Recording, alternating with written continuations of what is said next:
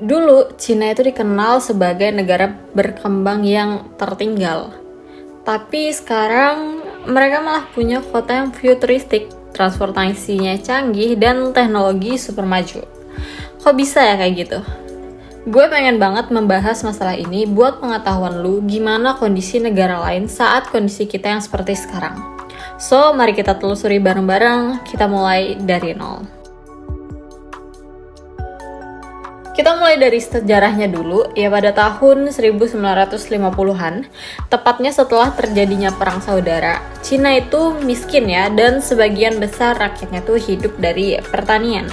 Bahkan mereka tuh hampir nggak punya hubungan dengan dunia luar. Di bawah Mao Zedong, ini semoga cara gue nyebutnya bener ya. Cina itu fight banget buat bangun sistem ekonomi mereka dengan sistem ekonomi komunis total, di mana semua itu milik negara. Apapun itu dikuasai dan dikelola oleh negara atas nama rakyat.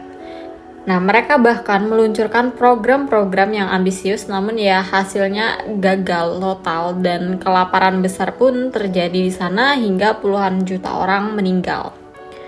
Sampai akhirnya di tahun 1978 itu datang tokoh penting namanya Deng Xiaoping. Ya semoga ini benar ya penyebutannya. Nah, beliau ini yang membawa Cina itu ke dunia luar. Beliau tuh nggak mempermasalahkan sistem komunisme saat itu karena menurut beliau mau pakai sistem kucing apapun yang penting bisa nangkep tikus. Itu maksudnya kayak mau kapitalis atau sosialis, yang penting rakyatnya sejahtera. Dan iya, Cina bisa grow, mereka bisa bikin zona ekonomi khusus seperti di Shenzhen, undang investor asing dan mengizinkan rakyatnya buat punya usaha sendiri. Dan hasilnya luar biasa, rakyat yang gak miskin lagi, ekonomi negaranya tumbuh terus-menerus selama puluhan tahun, dan yang tadinya negara pertanian, sekarang Cina itu jadi pusat industri dunia. Dan ya lu lihat gimana Cina sekarang ya, mereka udah berada di posisi kedua sebagai ekonomi terbesar dunia. Mereka nggak cuma menghasilkan barang murah, tetapi juga teknologi mereka yang luar biasa, energi hijau dan infrastruktur yang global.